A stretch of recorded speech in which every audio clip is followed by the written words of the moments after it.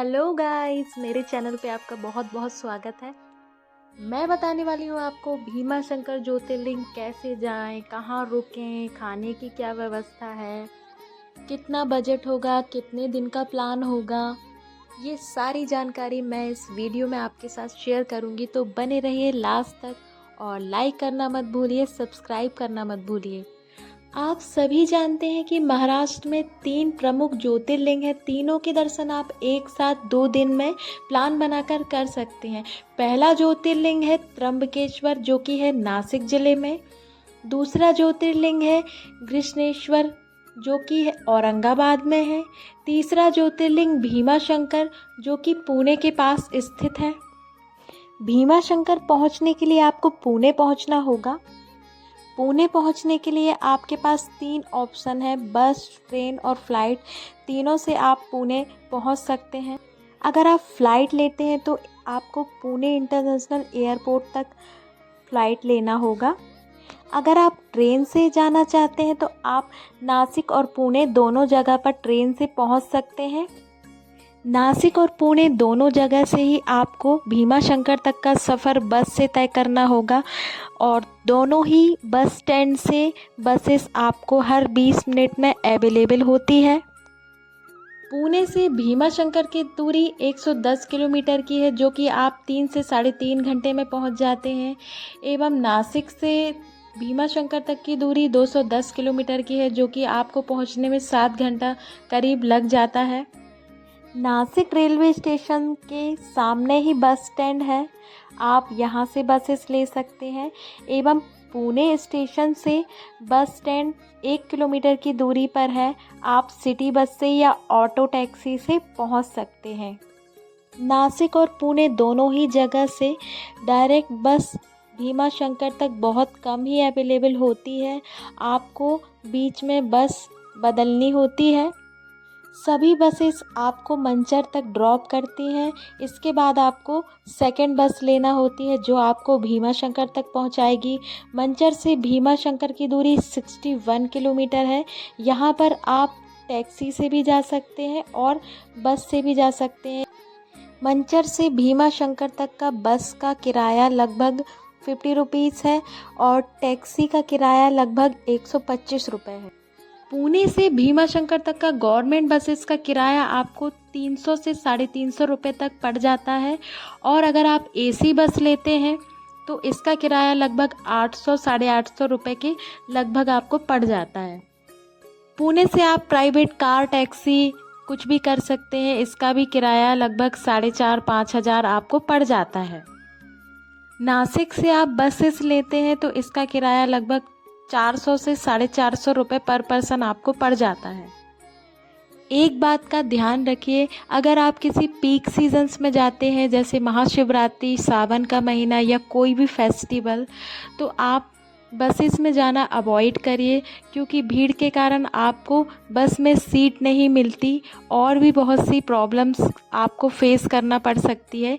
इसलिए आप private taxi या प्राइवेट कार करके ही जाना प्रेफर करिए। भीमा शंकर पहुंचने के बाद कहाँ रुकें, तो यहाँ पर बहुत सारे छोटे छोटे होटल बने हुए हैं और यहाँ पर कोई भी लग्ज़री होटल नहीं है, क्योंकि ये पहाड़ पर बसा हुआ है तो यहाँ पर डेवलपमेंट ज़्यादा नहीं है। यहाँ गवर्नमेंट्स के भी होटल बने हुए हैं, आप पहले से भी बुक कर सकते हैं और यहाँ आकर भी बुक कर सकते हैं। नॉर्मली यहाँ पर रूम्स का रेट 500 से 700 रुपये है। वहीं अगर आप पीक सीजन्स में जाते हैं तो यही रेट बढ़कर 1200 से 1500 रुपये हो जाता है। भीमा शंकर में खाने पीने की क्या व्यवस्था है, तो यहाँ पर छोटे छोटे भोजनालय बने हुए हैं, यहाँ पर आप खाना खा सकते हैं और यहाँ कोई भी बड़ा होटल या फिर रेस्टोरेंट नहीं बना हुआ है।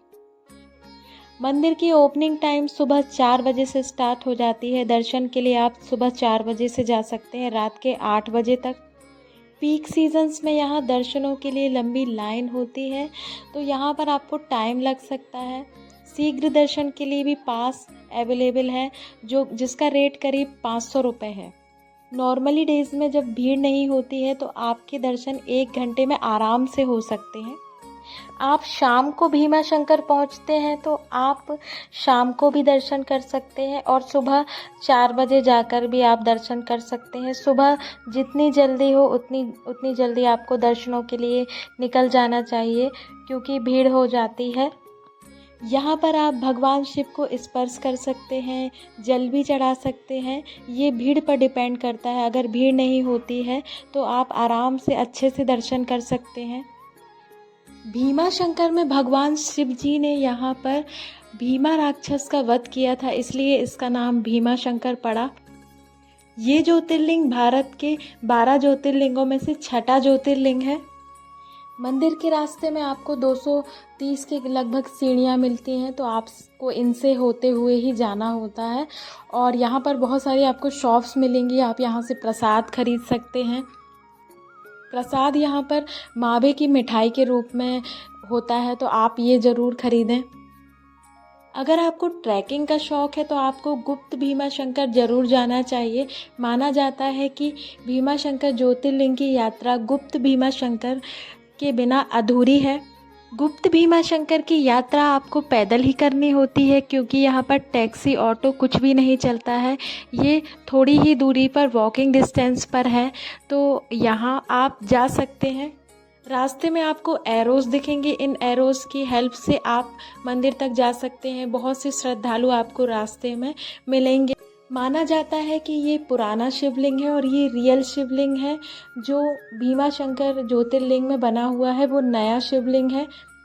भीमा नदी के द्वारा इस शिवलिंग पर जलाभिषेक निरंतर होता रहता है। वेदर अच्छा ना होने के कारण वीडियो में क्वालिटी नहीं आई है, तो आपको शिवलिंग दिख नहीं रहे हैं, पर जहाँ से जलधारा गिर रही है यहीं पर शिवलिंग है।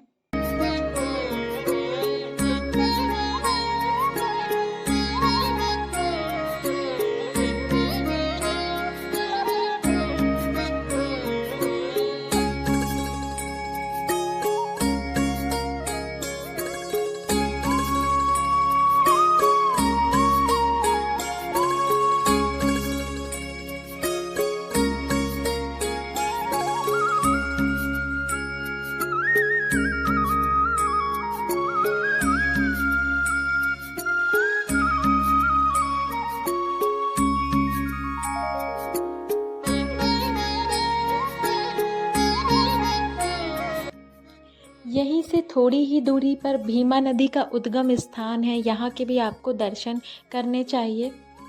एक कुंड बना हुआ है, यहीं से भीमा नदी का उद्गम हुआ है। इसके अलावा आप अंजनी माता के मंदिर भी जा सकते हैं, वो भी यहीं से वॉकिंग डिस्टेंस पे ही है। भीमा शंकर से लौटने के लिए शाम को 5 बजे लास्ट बस होती है। 5 बजे के बाद आपको टैक्सी सूमो भी मिल सकती है, जिसका रेट लगभग 125 रुपये, जो आपको मंचर तक छोड़ेंगे। वीडियो को लाइक करना मत भूलिए। Thank you.